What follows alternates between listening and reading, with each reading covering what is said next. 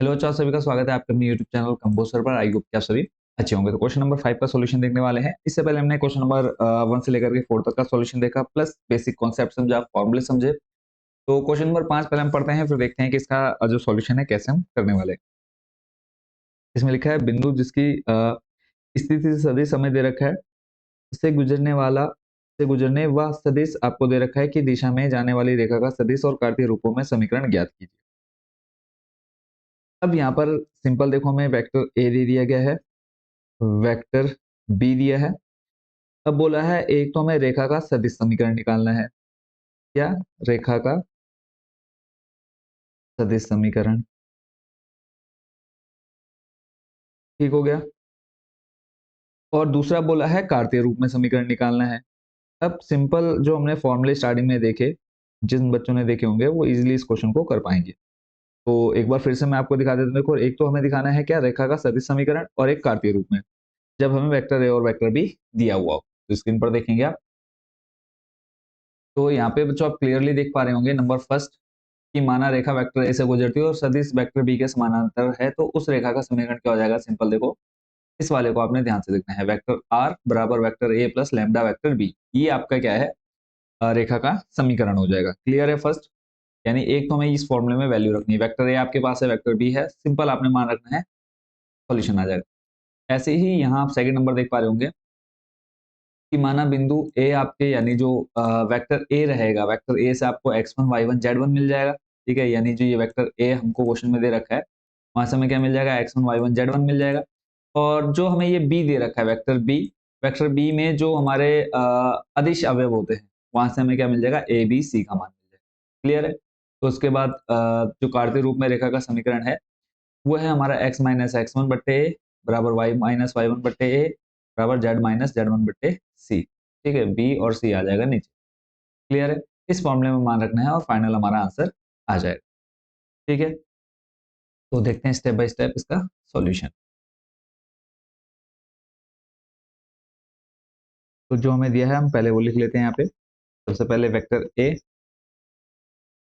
लिखेंगे,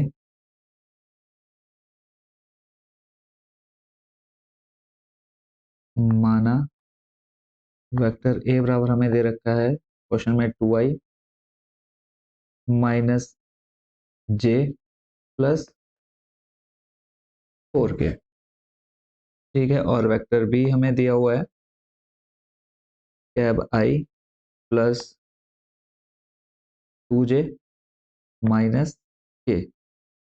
ठीक है, जब हमसे बोला है रेखा का समीकरण और कार्तीय रूप में समीकरण निकालना है, देखो यहीं से हमें क्या मिल जाएगा, ये हो जाएगा x1 y1 z1।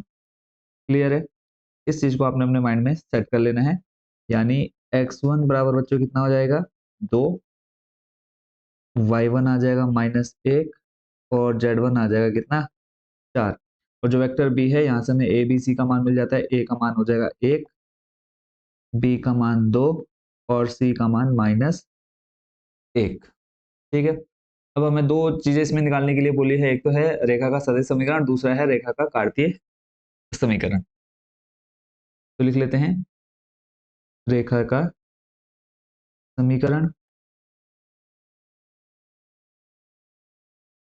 तो रेखा का समीकरण बच्चों ने क्या देखा, वेक्टर आर बराबर में वेक्टर ए, और क्या आ जाएगा यहाँ पे प्लस लैम्डा वेक्टर बी।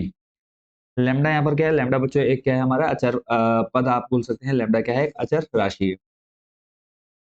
तो वेक्टर आर, वेक्टर ए का जो मान हमें दे रखा है वो दे रखा है 2i कैप माइनस जे प्लस 4k। ठीक हो गया, प्लस लैम्डा, यहाँ पर हम रखेंगे किसका मान,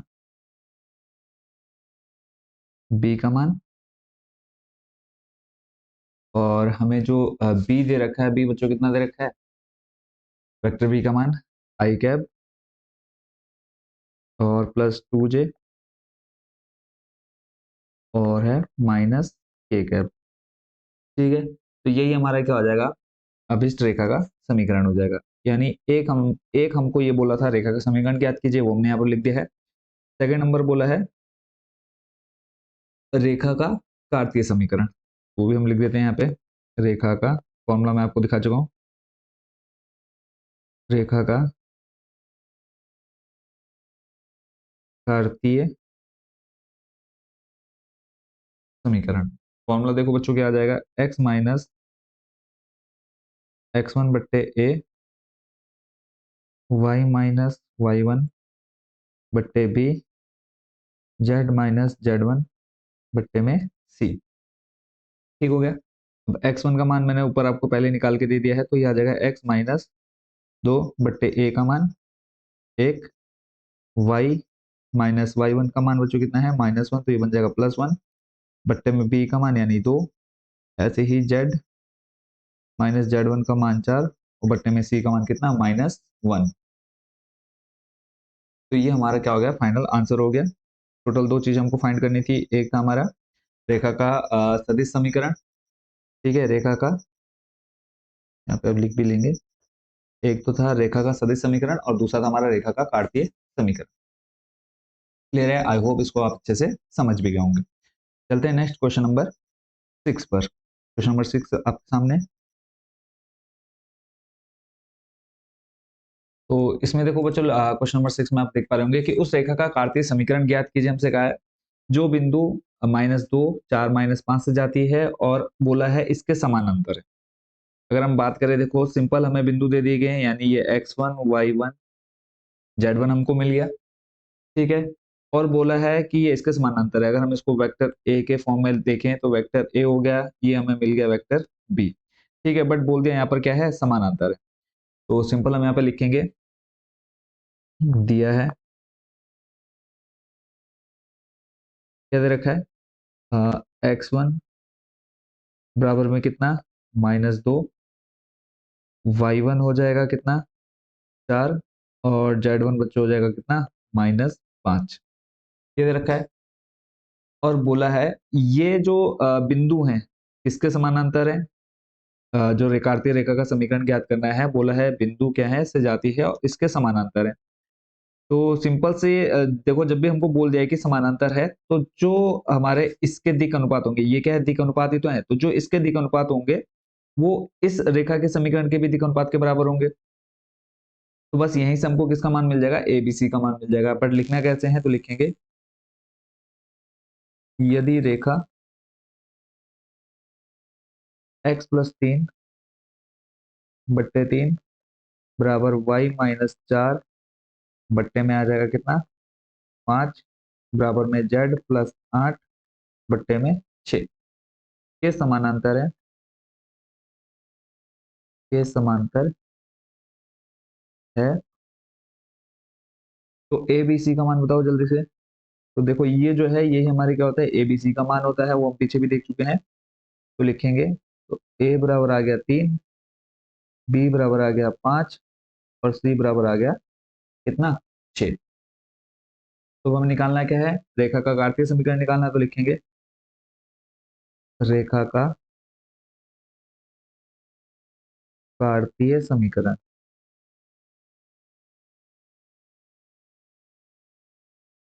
फॉर्मूला बताओ जल्दी से, क्या होता है, x माइनस x1 बट्टे में a, y माइनस y1 बट्टे में b, z माइनस z1 बट्टे में c। मान रख दो जल्दी से, -x1 का मान ऊपर दिया हमें कितना -2, तो ये माइनस माइनस हो जाएगा प्लस, बट्टे में a का मान 3, y माइनस y1 का मान कितना है 4 बट्टे में कितना है, b का मान रखना है 5, ऐसे ही z माइनस z1 का मान -5, तो माइनस माइनस हो जाएगा प्लस, बट्टे में c का मान कितना 6। तो ये हमारा क्या हो जाएगा बच्चों, कार्तीय रूप में रेखा का समीकरण हो जाएगा। तो इसी के साथ हमारा क्वेश्चन नंबर 6 भी हो चुका है कंप्लीट। चलते हैं नेक्स्ट क्वेश्चन नंबर 7 पर। क्वेश्चन नंबर का 7 में कहा है एक रेखा का कार्तीय समीकरण आपको दे रखा है और इसका सदिश समीकरण ज्ञात कीजिए। सदिश समीकरण बोले तो आ, हमें बताना है क्या है, वेक्टर आर बराबर vector A plus lambda vector B. हमें इस समीकरण में वेक्टर ए और वेक्टर बी का मान चाहिए और कुछ नहीं चाहिए। लैम्डा आपको पता है, लैम्डा क्या है, एक अचर राशि है, ठीक है, अचर पद हो जाएगा। मेन है हमारा वेक्टर ए और वेक्टर बी का मान। अब पीछे हम देख चुके हैं कि वेक्टर बी क्या होता है। वेक्टर बी यानी ए बी सी तो होता है, ठीक है। वेक्टर बी मतलब दिक् अनुपात। अब हमें कार्तीय समीकरण दे रखा है, तो हमको पता है कि ये जो रहेंगे ए बी और सी के मान रहेंगे, क्लियर है। वेक्टर ए के जो मान होते हैं, वेक्टर ए जो हमें पीछे क्वेश्चन में भी दे रखे थे, अगर हम पीछे चलें, बिंदु दे रखे थे, देखो यही हमारे क्या थे, वेक्टर ए के मान थे। सॉरी, वेक्टर ए का बात कर रहा हूं मैं, यानी यही जो हमारे थे x1 y1 z1 थे, ठीक है। और इसी x1 y1 z1 के मान हमने यहाँ पर कहाँ रखे, इसमें समीकरण में रखे, और हमारा कार्तीय समीकरण आ गया था। अब हमें ये कार्तीय समीकरण दे रखा है और हमें इस कार्तीय समीकरण से वापस इधर पहुंचना है, यानी हमें इसको वेक्टर ए के फॉर्म में लाना है और चाहिए हमें वेक्टर बी। तो वेक्टर बी देखो यहाँ पर ए बी सी का जो मान है वो तो हमारा क्या हो जाएगा, वेक्टर बी हो जाएगा, क्लियर है। मतलब कहने का अगर हम देखें कि इसमें हमको क्या करना है, सिंपल ए बी सी का मान हमको क्वेश्चन से मिल जाएगा, x1 y1 z1 का मान मिल जाएगा, बस उसको लास्ट में हमने जो सदिश रेखा का समीकरण है उसमें मान रख देना है। तो सिंपल से पहले हम लिखेंगे रेखा जो में दिया हुआ है x-5 बट्टे में 3 बराबर y+4 बट्टे में 7 z-6 बट्टे 2, ठीक है। अगर हम इसकी तुलना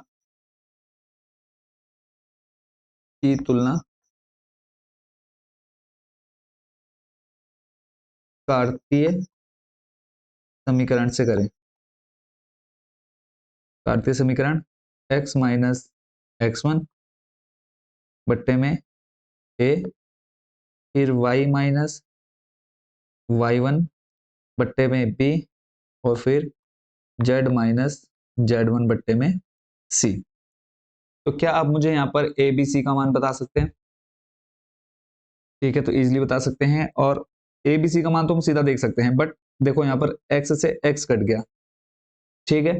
x से x कटा, इधर है हमारे पास -x1 बराबर में -5, माइनस से माइनस खत्म, तो यानी x1 का मान मिल गया हमको 5। ये सिर्फ मैं आपको निकालना सिखा रहा हूँ, बट हम लिखेंगे डायरेक्ट, ठीक है। ऐसे ही y से ये y कैंसिल हो जाएगा, इधर बचा हमारे पास -y1, ऊपर बचा हमारे पास 4, तो y1 का मान चाहिए, तो ये बन जाएगा क्या, -4, ठीक है। नेक्स्ट देख लेते हैं, z से आपका ये z खत्म, इधर बचा -z1, ऊपर बचा हमारे पास -6, माइनस से माइनस खत्म, z1 कितना आ गया, 6। इस तरह से आप इसको निकाल सकते हैं। आई होप इसको आप अच्छे से समझ गए होंगे। तो यहाँ पे हम सीधा लिखेंगे कि x1 -5 y1 कितना आ जाएगा, तो x1 का मान आ जाएगा आपके पास +5, अभी हमने निकाला, y1 का आ जाएगा -4, z1 का मान आ जाएगा कितना, +6, ठीक है। यानी हमें क्या मिल गए हैं, बिंदु मिल गए। अब जो ये हमारा कार्तीय तल है वो कहाँ से होकर के जा रहा है, इन बिंदुओं से होकर के जा रहा है, ठीक है। तो नेक्स्ट हम लिखेंगे वेक्टर ए, यहाँ से हम बना लेंगे, क्योंकि हमको पता है जो x1 y1 z1 होता है वो हमारा वेक्टर ए से निकल के आते हैं, तो ये बन जाएगा 5i -4j फिर +6k। हमें जो भी मैंने आपको रेखा का समीकरण बताया, वेक्टर आर बराबर vector A plus lambda vector B, उसके लिए हमें वेक्टर ए का मान मिल चुका है। फिर जब हमने तुलना की, यहाँ से हमें ए बी सी का मान भी मिल गया, तो लिखेंगे दिक् अनुपात, दिक् अनुपात क्या है हमारे पास, 3 7 और 2 है। देखो सीधा सीधा ये हमको पता है एबीसी का मान होता है, तो यहाँ पे हम लिख देंगे 3 7 2 है, ठीक है। तो यहाँ से हमारा क्या मिल जाएगा, वेक्टर बी, क्योंकि हमको पता है वेक्टर बी से हमें दिक् अनुपात मिलते हैं, एबीसी का मान मिलता है, तो ये बन जाएगा 3i +7j +2k। लिखेंगे लास्ट समीकरण, सदिश रेखा का समीकरण क्या होता है, ये हो जाएगा बच्चों वेक्टर आर बराबर में vector A plus lambda vector B. तो वेक्टर आर बराबर वेक्टर ए का जो मान निकाले हमने वो यहाँ पे हम कॉपी करके ले आते हैं। फिर आ जाएगा प्लस लैम्डा, वेक्टर बी के जो मान अभी हमने निकाले वो हम यहाँ पे रख देते हैं कॉपी करके। और आई होप कि बच्चों आप ये अच्छे से समझ गए होंगे कि ये मान कहाँ से आ रहे हैं और कैसे हमने निकाले हैं। क्लियर है? अगर कोई डाउट, कोई क्वेश्चन आपके मन में हो तो आप जरूर कमेंट बॉक्स में पूछ लेंगे। ठीक है, तो ये हमारे क्या हो गया, अभिष्ट रेखा का समीकरण हो गया है। आई होप बच्चों अच्छे से आप इसको समझ गए। ठीक है, बाकी अगर कोई क्वेश्चन आपके मन में अभी भी रह गया है तो आप कमेंट बॉक्स में पूछ लेंगे। तो चलते हैं नेक्स्ट क्वेश्चन हमारे, क्वेश्चन नंबर किस पर, 8 पर। तो आप स्क्रीनशॉट ले लीजिए, आप इसको आप जल्दी से नोट कर लेंगे। नेक्स्ट आपका क्वेश्चन नंबर 8। क्वेश्चन नंबर 8 में हमसे कहा है निम्नलिखित रेखा युग्मों के बीच का कोण ज्ञात कीजिए। बीच का कोण अब मैं आपको बहुत अच्छे से निकालना सिखा चुका हूँ। पहले हमें दे रखा फर्स्ट नंबर पर आर, बराबर में दे रखा है 2i माइनस 5 j प्लस के, प्लस यानी हमें वेक्टर ए यहाँ से मिल गया। ठीक है, ये हमें वेक्टर बी मिल गया। सिंपल, अब बीच के कोण का जो फॉर्मूला मैं आपको बता चुका हूँ, अगर याद हो किसी को तो बताएंगे कमेंट बॉक्स में। तो सिंपल सा देखो फॉर्मूला है cos थीटा, cos थीटा आ जाएगा वेक्टर में b1 डॉट वेक्टर b2, और इस पूरे के अपॉन में आ जाएगा b1 का परिमाण और b2 का परिमाण। ठीक है, इस फॉर्मूले में हमको सिर्फ क्या करना है, मान रखना है। ठीक हो गया, तो देख लेते हैं इस सॉल्यूशन को भी पूरा। और अब तक का सबसे इजी क्वेश्चन आप इसको बोल सकते हैं। तो फॉर्मूला आपने देख लिया है, यानी हमको क्या देखना है यहाँ पर, ये हमारा वेक्टर b1 बन जाएगा और ये हमारा बन जाएगा b2। ठीक है, यानी हमें इधर कुछ मतलब ही नहीं है, कोई लेना देना नहीं है, सिर्फ हमको यहाँ से b1 का मान, यहाँ से b2 का मान उठाना है और इस फॉर्मूले में रख देना है और फाइनल हमारा आंसर आ जाएगा। तो देखते हैं वन बाय वन, दो क्वेश्चन दे रखे हैं हम इस क्वेश्चन नंबर 8 में। तो फर्स्ट नंबर में आप पहले पूरा क्वेश्चन नोट कर लेंगे। ठीक है, तो सीधा हम लिखेंगे सदिश b1, क्योंकि हमें क्या चाहिए, b1 और b2 का मान ही तो चाहिए।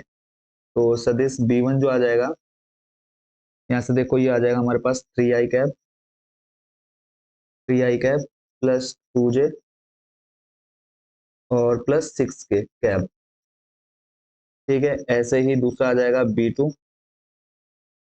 वो आ जाएगा हमारा यहाँ से नीचे i प्लस, बट आप पहले ये पूरा नोट करेंगे क्वेश्चन, उसके बाद फिर ये करेंगे। ठीक है, प्लस 2k कैप। अब लिखेंगे रेखा के बीच का कोण, दो रेखाओं के बीच का कोण, दो रेखाओं के बीच का कोण क्या होता है, cos थीटा बराबर में vector b1 dot vector b2 upon में क्या आ जाएगा, यहाँ पे आ जाएगा b1 का परिमाण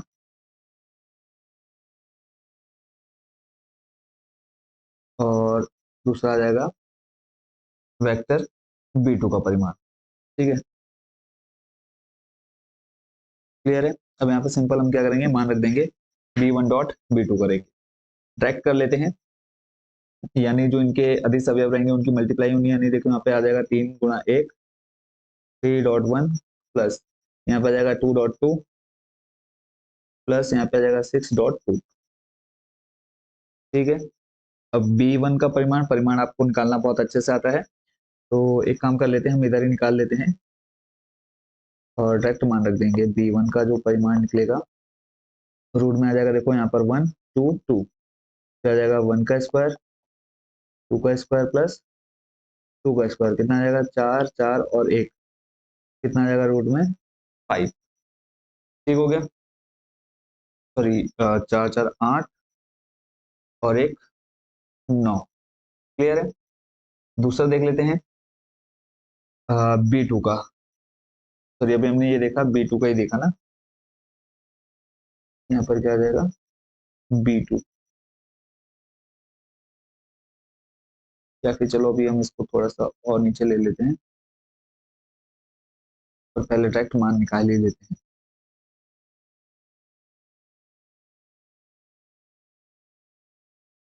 ठीक है, ये आ गया हमारे पास B2 का मान। ऐसे अब हम निकाल लेते हैं किसका मान, वेक्टर B1 का मान।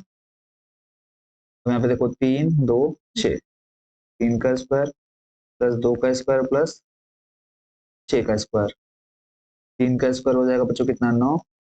2 का स्क्वायर 4 प्लस 6 का स्क्वायर 36। 9 और 4 कितना हो जाएगा, 9 और 4 हो जाएगा 13। 13 और 36 जोड़ेंगे आ जाएगा कितना, 49। अब यहाँ पे हम मान रख देते थे सारे। तो B1 का जो परिमाण आया हुआ है रूट में 49, B2 का जो परिमाण है वो है 9। ऊपर सॉल्व करेंगे, देखो 3 एकम 3, 4 और 12। 3 4 और 12 जोड़ेंगे कितना आ जाएगा, 19। और देखो रूट 49 है, इसको हम लिख सकते हैं 7। रूट 9 है, इसको लिख सकते हैं 3। तो टोटल कितना आ जाएगा, 21। ठीक है, और इक्वल टू में हमारे पास क्या है, कॉस थीटा ऑलरेडी है। कॉस थीटा, अब हमको चाहिए किसका मान, थीटा का मान। तो कॉस क्या हो जाएगा, शिफ्ट हो जाएगा, बन जाएगा कॉस इनवर्स 19/21। तो इसी के साथ हमारा जो 8 नंबर था इसका फर्स्ट हो गया कंप्लीट। और यही सेम पूरी प्रोसेस रहेगी हमारी नंबर सेकंड में। नंबर सेकंड भी देख लेते हैं इधर नीचे।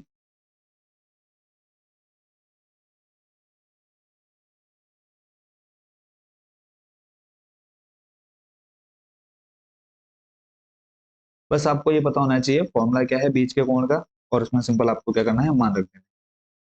यहाँ से फिर से हम दूसरे नंबर से, सेकंड नंबर है P1 का मान I - J -2 के।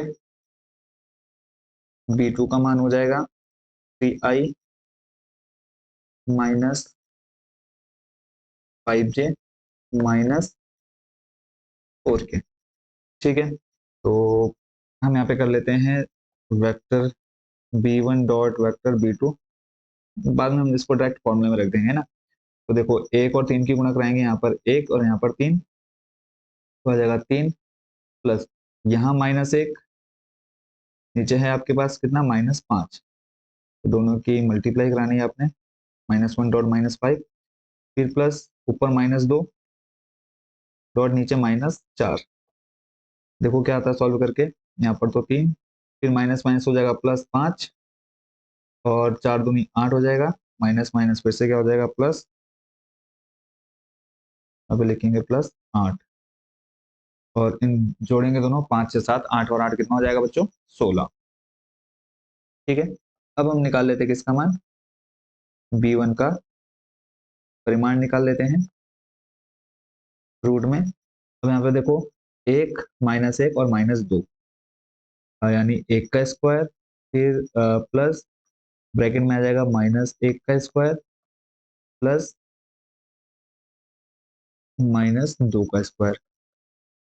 सॉल्व करेंगे, देखो 1 का स्क्वायर 1, यहाँ भी 1 आ जाएगा, और यहाँ पे आ जाएगा कितना, 4।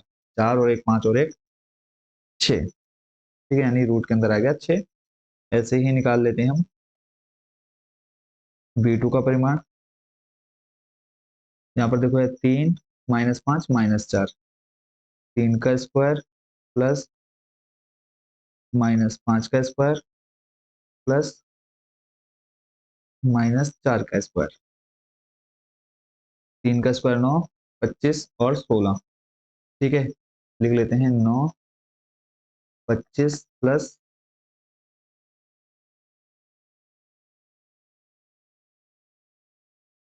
9 25 प्लस 16। तो इन सबको जब हम जोड़ते हैं, 9 25 और 16 को जोड़ेंगे तो आ जाएगा कितना, 50। तो अब हम लिखेंगे यहाँ पर सीधा क्या, दो रेखाओं के बीच का कोण। दो रेखाओं के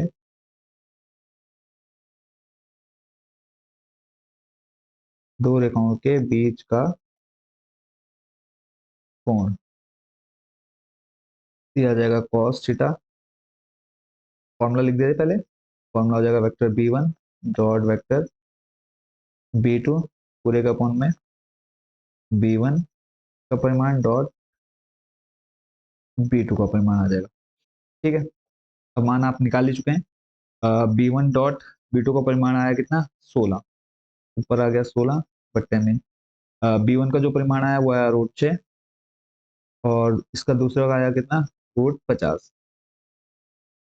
अगर हम इन दोनों की मल्टीप्लाई कराएं या फिर 6 को हम क्या देखो √6 को हम ले सकते हैं रूट में 2 गुणा 3 और रूट में 50 को हम ले सकते हैं रूट में 50 जो है उसको हम ले सकते हैं 5 और रूट में आ जाएगा कितना 2। देखो 5 का स्क्वायर 25, 25 में हो जाएगा 50।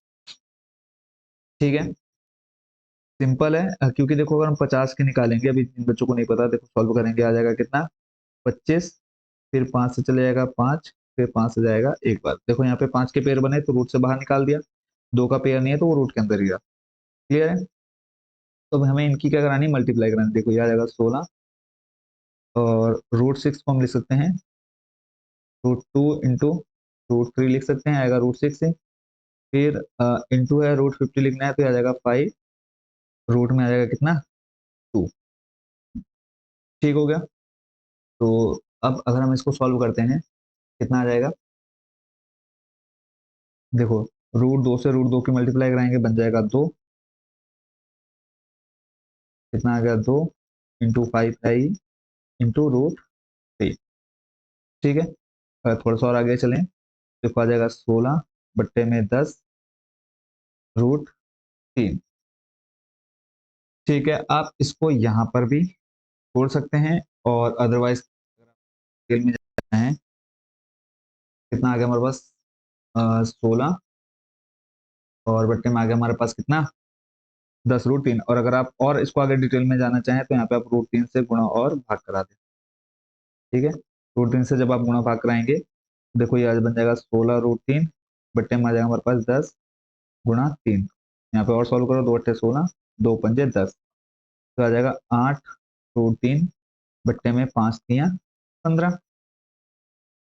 आप इसको यहाँ पर भी छोड़ सकते थे, ठीक है, इधर भी छोड़ सकते थे, कॉस को इधर शिफ्ट कर देते थे, कॉस इनवर्स 16 बट्टे आ जाता 10 √3। ठीक है, बट आगे आप सॉल्व कर रहे हैं तो कोई प्रॉब्लम नहीं है। कॉस थीटा अगर आपको बुक का आंसर चाहिए तो आप पूरा देख लेंगे, 8 √3 बट्टे में 15। थीटा का मान चाहिए तो थीटा आ जाएगा कॉस इनवर्स 8 √3 बट्टे में 15। इसी के साथ हमारा क्वेश्चन नंबर कौन सा 8 भी हो चुका है कंप्लीट। आप चाहे तो उसको स्क्रीनशॉट लेना चाहें तो ले सकते हैं। ठीक है, चलते हैं नेक्स्ट क्वेश्चन पर। क्वेश्चन नंबर 9 में हो चुका है, निम्नलिखित रेखा युग्मों के बीच का कोण ज्ञात कीजिए। अब यहाँ पर आपको जो दे रखा है कार्तीय समीकरण दे रखा है। ठीक है, कार्तीय समीकरण में अब आप अच्छे से जानते हैं, यहाँ पे मुझे दोबारा बताने की जरूरत नहीं पड़ने वाली है कि क्या मुझे आप A1 B1 C1 पहले नंबर में, क्या मुझे आप A1 B1 C1 और A2 B2 C2 का मान बता सकते हैं क्या? आप कहेंगे सर बिल्कुल बता सकते हैं, ये A1 A2 sorry A1 B1 C1 A2 B2 C2। Clear है, अब आपको यानी, और ये हमारे क्या है दिक् अनुपात है। ठीक है, तो नंबर फर्स्ट डालेंगे।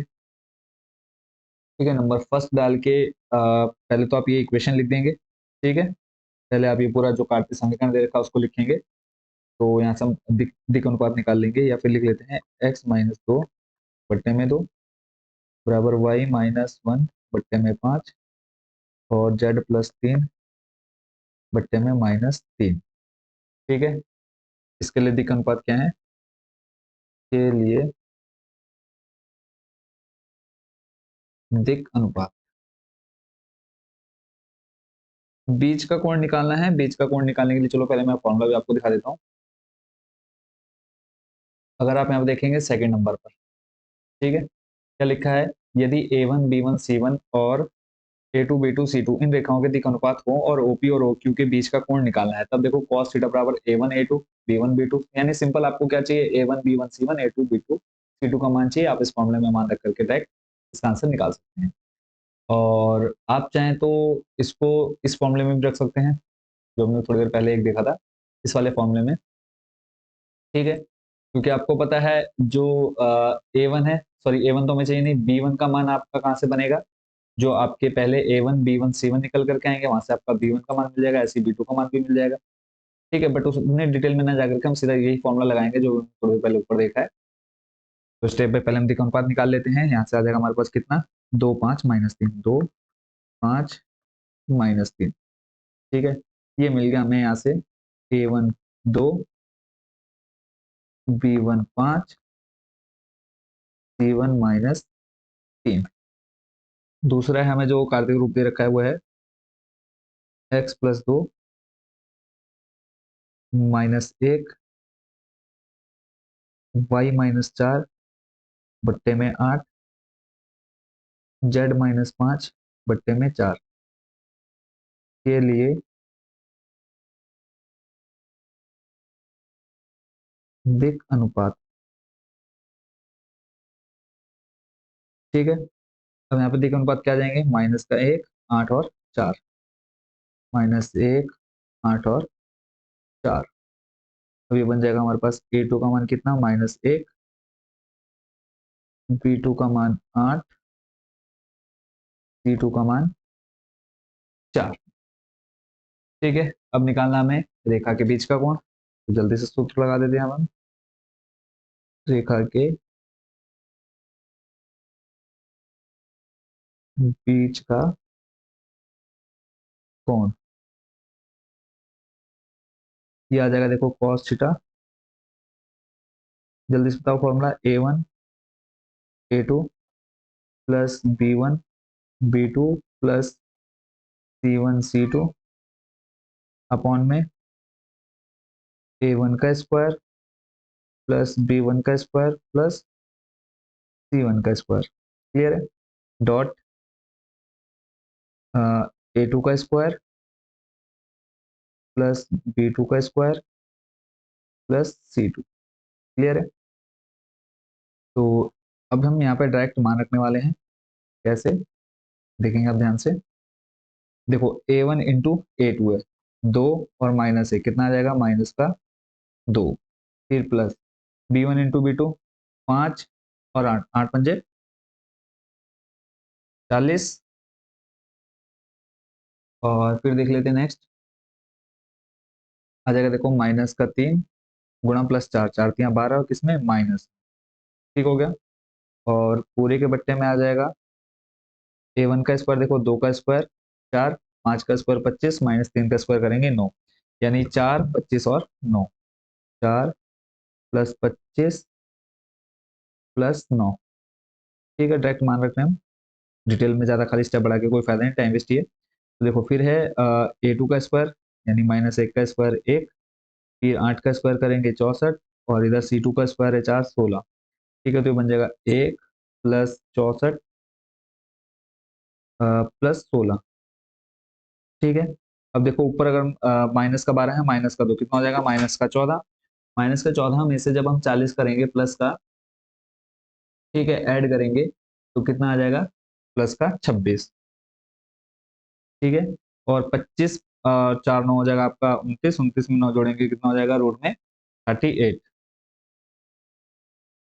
ठीक है, और इधर 64 + 16 करेंगे कितना हो जाएगा, 6 4 10, 6 और 4 10, 6 और 1 7 8, 80 + 1 81 आ जाएगा। ठीक है, रूट में 81।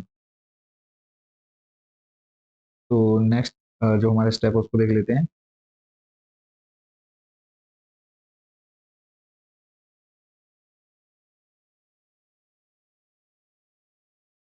ठीक है, इतना फिलहाल हमारे पास आ गया है। अगर हम थोड़ा सा और आगे डिटेल में जाना चाहें तो हम लिख सकते हैं, ऊपर अभी हम वैसे रखेंगे 26, 81 को हम लिख सकते हैं 9, रूट से बाहर निकालेंगे अंदर आ जाएगा हमारे पास कितना, 38। ठीक है, और हमें चाहिए किसका मान, थीटा का मान। तो फिलहाल हमारे पास है cos थीटा, थीटा का मान निकालना है। तो शिफ्ट करेंगे तो बन जाएगा cos इनवर्स 26 बट्टे में 9 रूट में 38। यही हमारा क्या है, फाइनल आंसर। ठीक है, आई होप बच्चों इसको आप अच्छे से समझ गए होंगे। देख लेते हैं आप इसी का नंबर सेकंड। तो सेकंड के लिए क्वेश्चन को यहाँ से हम कर लेते हैं कॉपी।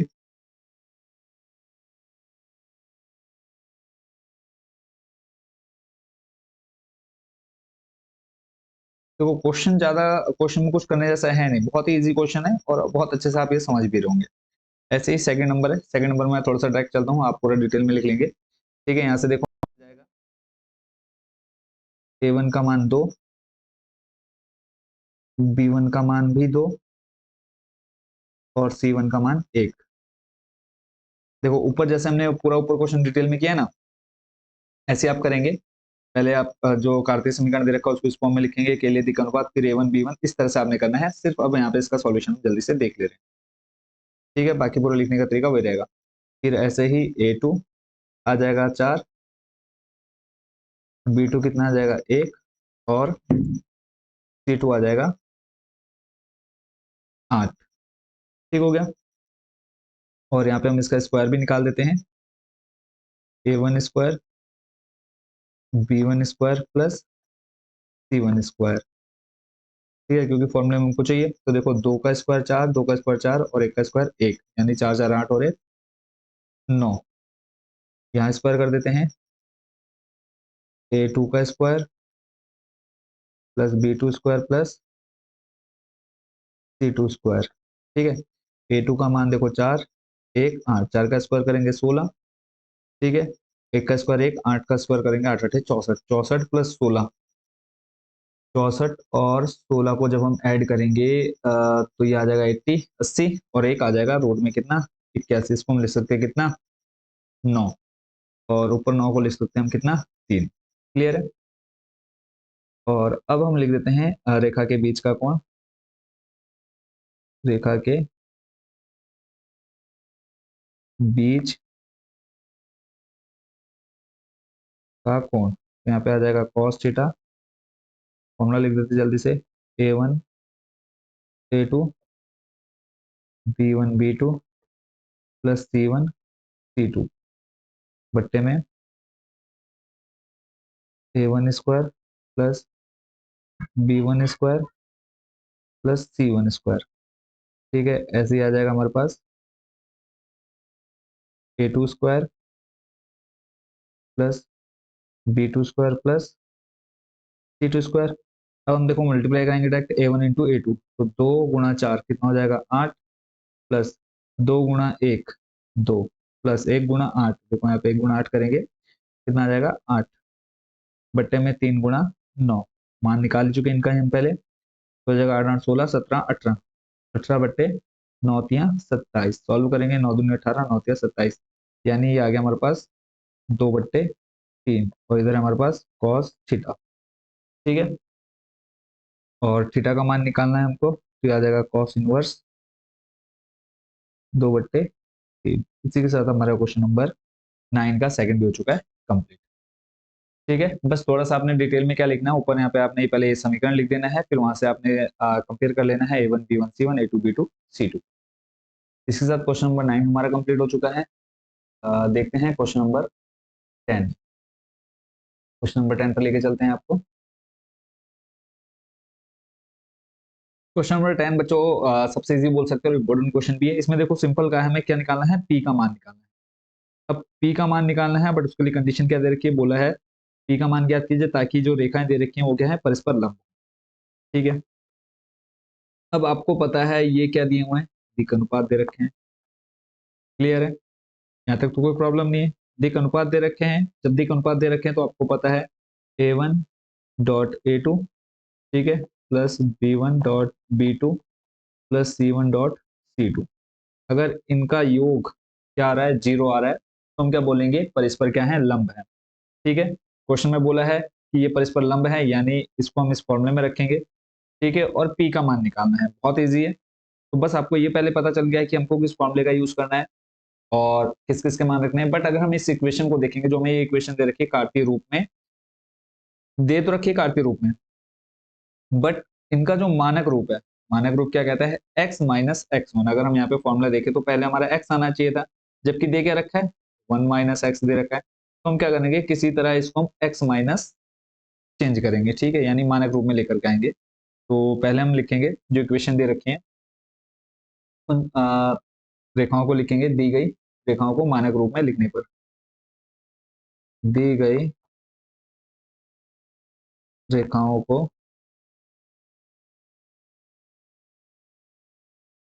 कार्तीय समीकरण के मानक रूप में लिखने पर।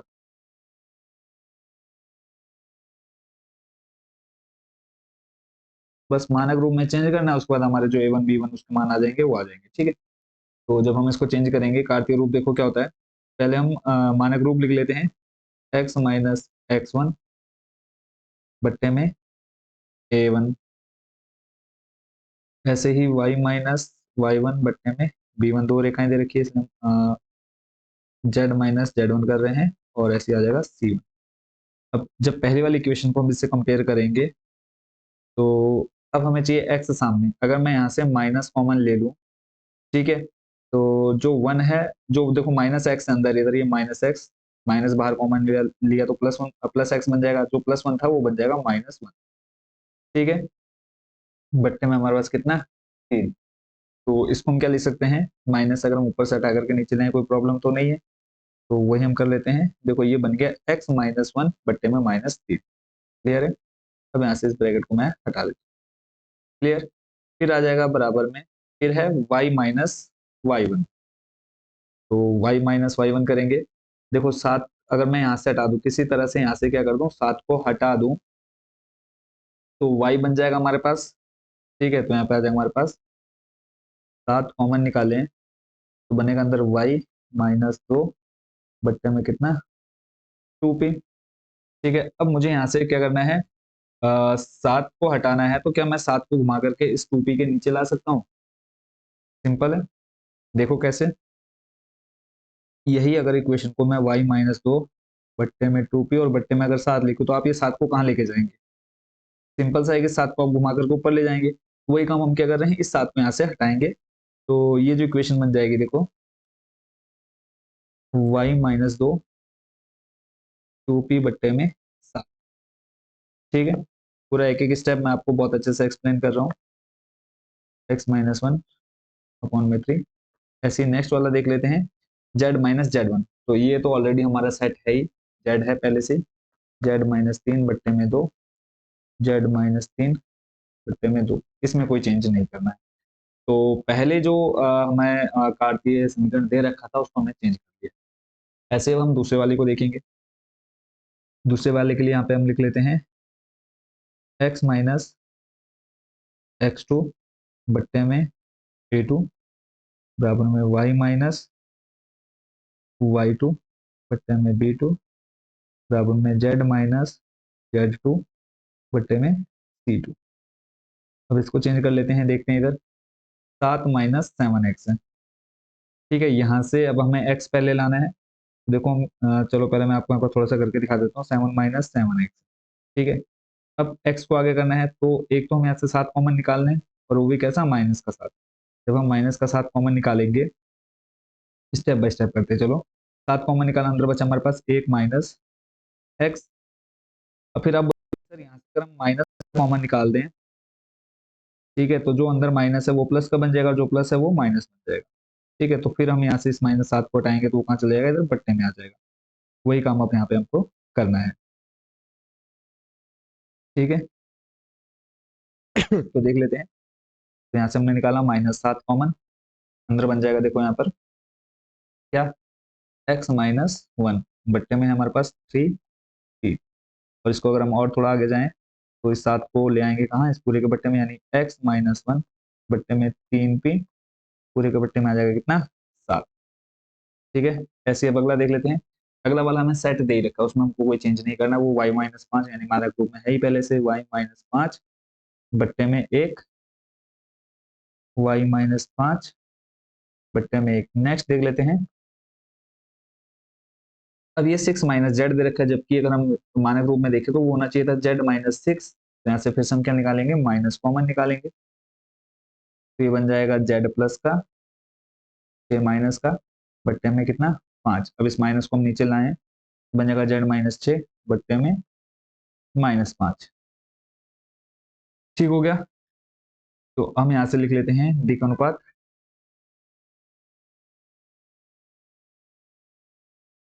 अब यहाँ से अब पहले देखो हम डायरेक्ट दिक अनुपात नहीं निकाल सकते थे, क्यों, क्योंकि वो हमें जो समीकरण था वो मानक रूप में नहीं दे रखा था। तो दिक अनुपात यानी A1 का मान आ जाएगा यहाँ से कितना, -3। B1 का मान अब हमको मिल गया 2p/7।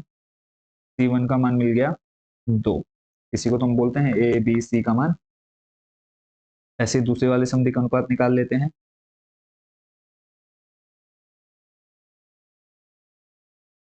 दिक अनुपात क्या आ जाएंगे यहाँ से, देखो शिफ्ट कर लेता हूँ थोड़ा सा। यहाँ से देखो ये A2 B2 C2 यानी A2 का मान कितना आ गया 3p/7। B2 का मान बताओ कितना इधर 1, और C2 का मान बच्चों कितना आ गया इधर -5। ठीक है, अब हम जानते हैं कि ये परस्पर लंब कब होंगे, दो रेखाएं परस्पर कब लंब होंगी, जब क्या होंगे, इनका जो मल्टीप्लाई होगा भुजाओं अदिश राशियों का इक्वल टू क्या होना चाहिए, 0 होना चाहिए। तो लिखेंगे दो